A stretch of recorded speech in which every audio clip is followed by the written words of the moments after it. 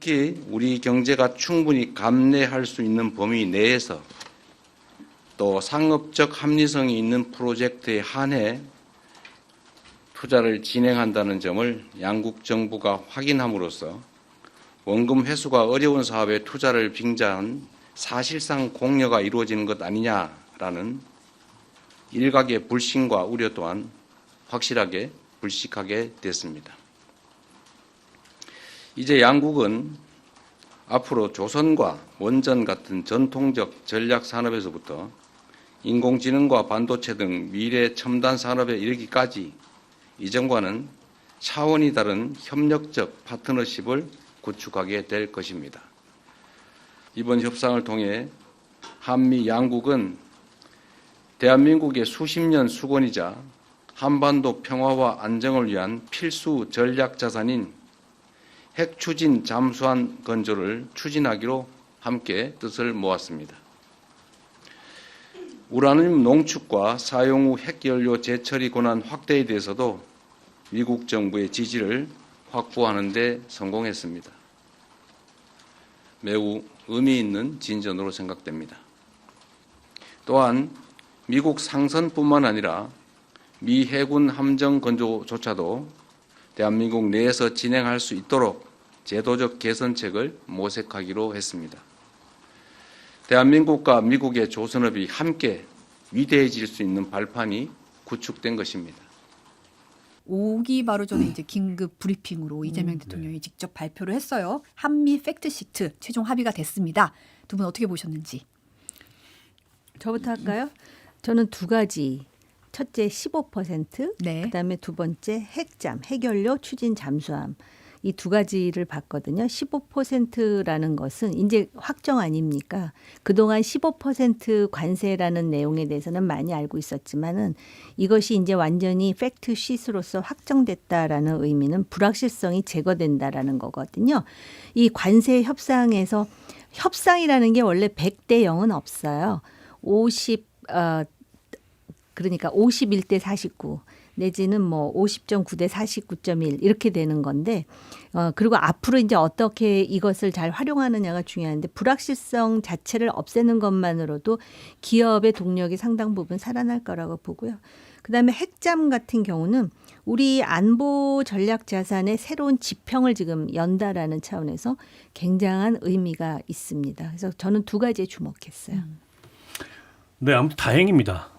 이번 그 관세 협상이라는 게 기존 한미 교역 구조 내에서 뭔가 새로운 것을 우리가 얻는 협상이라기보다도 어쨌든 미국이 일방적으로 요구하는 새로운 교역 관계에서 얼마나 덜 뜯기느냐라는 성격의 협상이었습니다. 때문에 이재명 대통령도 설명을 했듯이 우리가 이걸 서두른다고 그게 좋은 협상 결과를 보장하는 게 아니고 우리로서는 최대한 버팀으로써 오히려 우리 측 입장을 미국에게 잘 설득하는 게 협상에서 주요한 전략일 수밖에 없었는데 어찌 됐건 간에 지난 그 에이펙 회의 당시에 양국 정상회담에서 큰 얼개가 합의가 되고 지금 한 보름 만에 나온 거잖아요. 너무 늦지 않은 시점에 의원님 말씀하셨듯이 이제 우리 경제의 어쨌든 불확실성을 제거하는 차원에서 세부적인 협상 결과가 나온 거 정말 다행이라고 생각하고요. 어쨌든 상업적 합리성이 없는 이제 그런 투자는 하지 않기로 사실상 매년 200억 불을 우리가 그냥 주는 게 아니고 우리가 투자해서 원금과 이익을 회수할 수 있는 가능성을 더 넓게 열었다는 측면에서 일단 다행이다라고 생각하고요.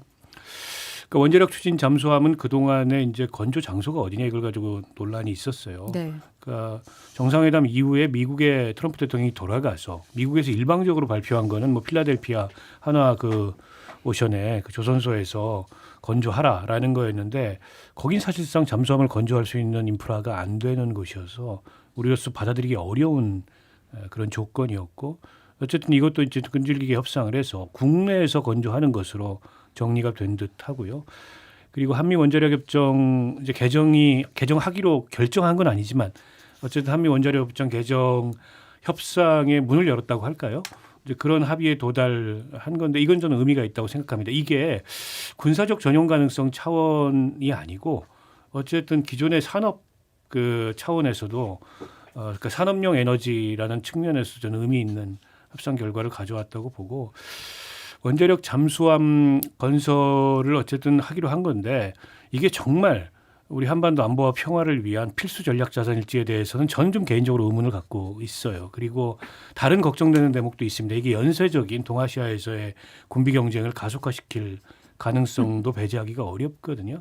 그런 면에서 봤을 때 우리로서 이게 이제 정말 필수 불가결한 선택이었는지에 대해서 여러 의견이 있을 수는 있는데 어찌됐건 간에 이게 이제 강대국의 그 군사적 조건이라고 할 때 꼭 들어가는 것 중에 하나가 특히 이제 대양 해군을 지향하는 그런 이 전력이라고 할 때 꼭 들어가는 게 중에 하나가 원자력 추진 잠수함이거든요. 그러니까 지금 세계에서 공식적으로는 6개국밖에 확보를 하고 있지 않은 그렇죠. 네. 이제 그런 전략 자산이기 때문에 그걸 우리가 확보할 수 있게 됐다는 거는 의미가 있죠. 다만 시점이 언제일지 모르겠어요. 이게 지금 뭐 시작한다 그래도 전문가들에 따라서 10년은 걸릴 거다.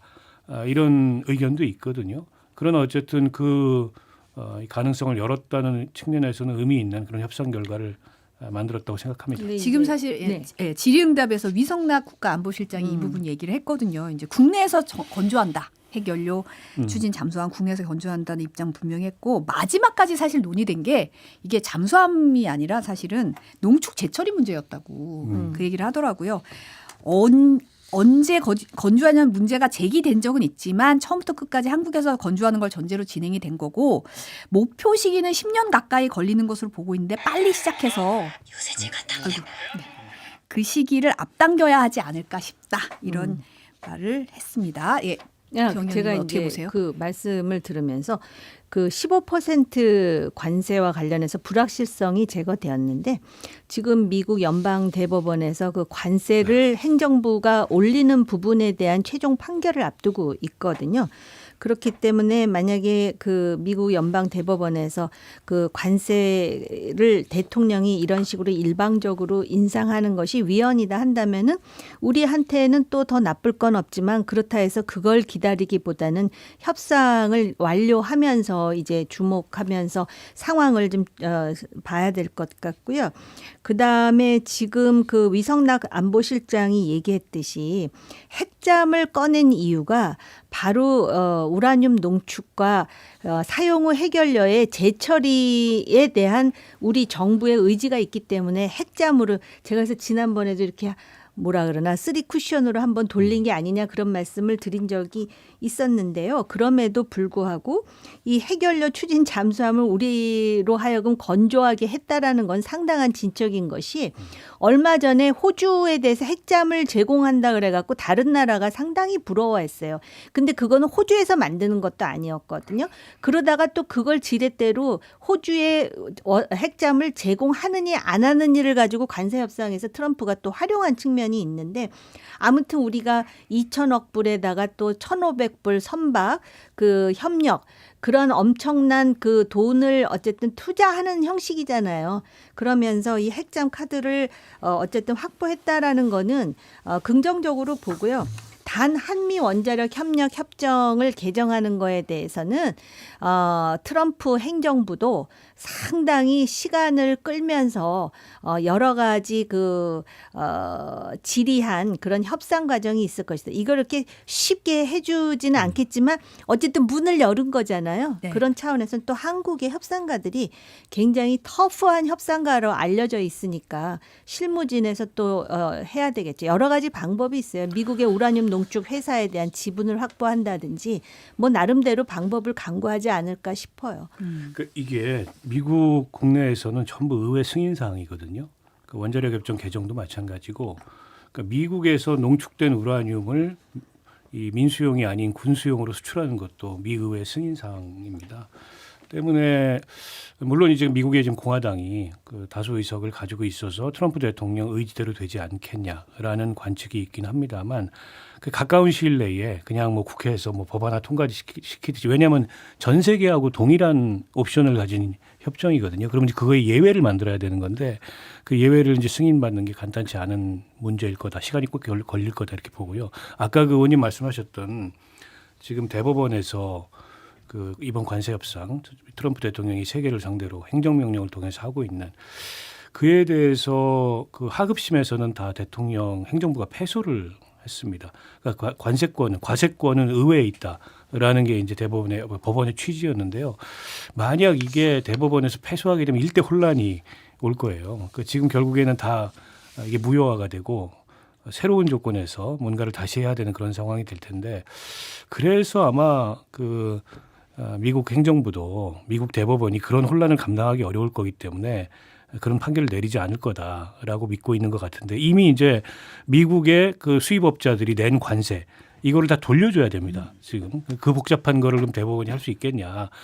그러나 우리로서는 마지막 남은 불확실성이 하나가 아닌가 싶습니다. 근데 어쨌든 우리 입장에서는 참 어려운 지난한 과정을 거쳐서 참 합의를 이끌어낸 점은 정말 참 대단한데, 사실 관세 인하 구체적인 이행 계획이나 세부 합의 내용은 오늘 오후 3시에 산업통상자원부 장관 이제 터프하다는 얘기 들었죠. 통상교섭본부장 상세 브리핑을 통해서 발표될 예정이라고 합니다. 근데 이재명 대통령이 이제 빠른 합의에 대한 압박이 힘들었다라고 소회를 밝혔더라고요. 이 부분 잠시 발언 영상 보겠습니다.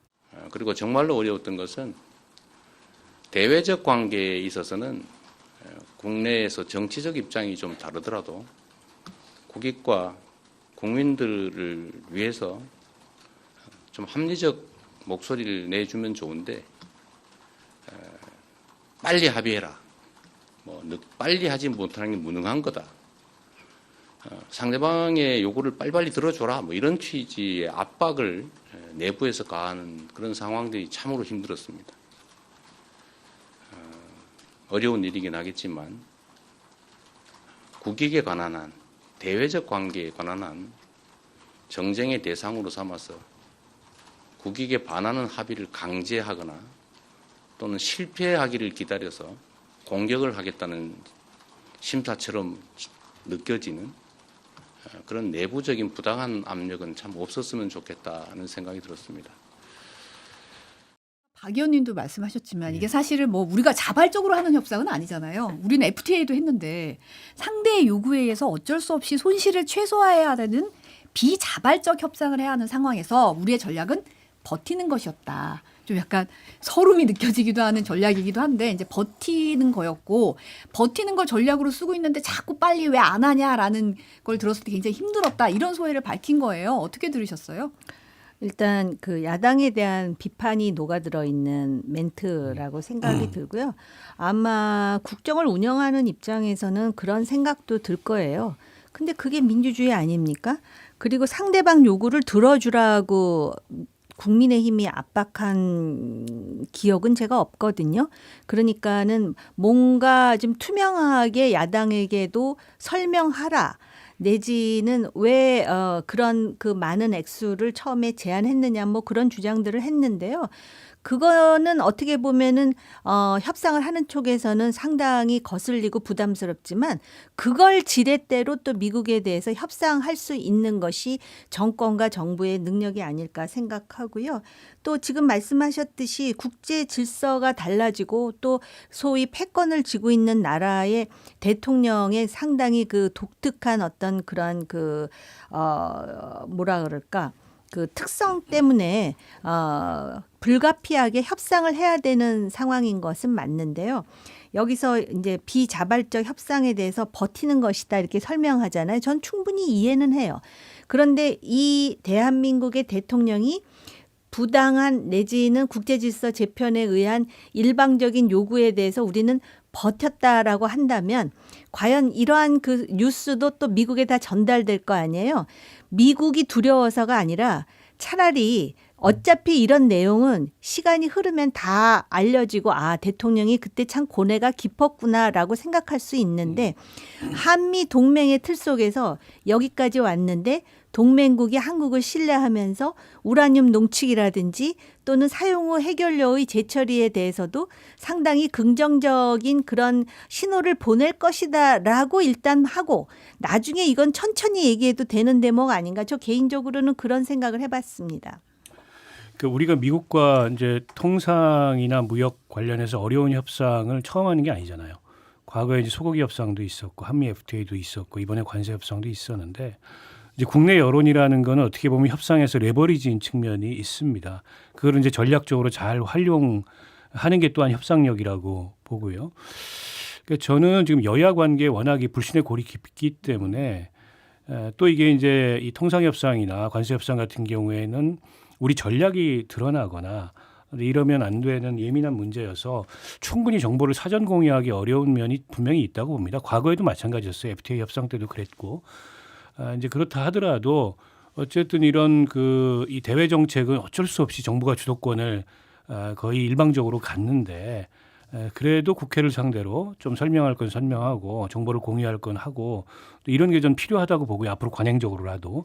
그러니까 이번에도 비준에 대해서 좀 이견이 있잖아요. 그러니까 야당에서는 비준 받아야 된다 그러고 근데 이게 이제 양해각서라는 거는 법률적 구속력이 없는 합의인데 우리만 비준을 받는다는 거 이상하다. 미국은 비준을 안 받는데 때문에 비준은 아니고 특별법을 국내 이제 법적 근거가 있어야 되니까 이걸 만들어서 통과시키자 이게 이제 정부나 여당의 제안이에요. 어찌 됐든 간에 오늘 아마 이 조인트 이 합의문 내용은 아마 국회 공유한 것 같아요. 외통위. 그렇다 하더라도 뭐 대통령이 직접 하시든 뭐 총리가 하든 누가 장관이 하든 야당을 찾아가서 혹은 야당 대표들을 불러서 어쨌든 협상 내용에 대해서 좀 소상하게 공유하는 자리가 있었으면 좋겠다라는 생각이 들고요. 이 비준이냐 뭐 특별법이냐 이거 가지고 힘 많이 안 뺐으면 좋겠어요. 어쨌든 미국하고 동일한 형식인 게 저는 맞다고 보고요. 이게 이제 우리 국민들의 그 재정적 부담이 발생하기 때문에 사실은 비준 받아야 되는 거 아니야 우리 헌법의 취지에 따르면. 근데 이게 또 비준의 대상이 되는 국가 간의 조약은 또 아니어서 그 중간에 애매한 면이 있으니까 이거 가지고 너무 힘 빼지 말고 국회에 소상히 설명하고 어쨌든 그걸 뒷받침할 수 있는 국내 법적 근거를 빨리 만들었으면 좋겠습니다. 저는 사실 근데 야당에서도 잘한 건 잘했다고 좀 칭찬도 좀 하고 공격의 수단으로 삼으면서 하면 사실 좀 필요한 거잖아요. 사실 국익을 위해서 우리 다 같이 논의를 해야 될 시점이라서 그 부분에서는 좀 이렇게 좀 칭찬도 하고 잘 됐다. 우리 또 잘해보자. 뭐 이렇게 으쌰으쌰하는 분위기가 좀 있었으면 좋겠어요. 너무 왜 안 했냐. 뭐 일본 방식이다. EU 방식이다 하면서 사실 국감에서도 그 얘기도 나왔잖아요. 그러다 보니까 뭐가 잘못돼가는 거 아니냐. 혹자는 그러니까 그러면 잘 되기를 바라는 거 이 정도 맞나? 협상 뭐 이런 결과면 얘기도 야당에서도 그냥 비판만 하기 어렵지 않습니까? 이걸 가지고 또 뭐 비판한다 그러면 그때부터는 억지가 되는 거고요.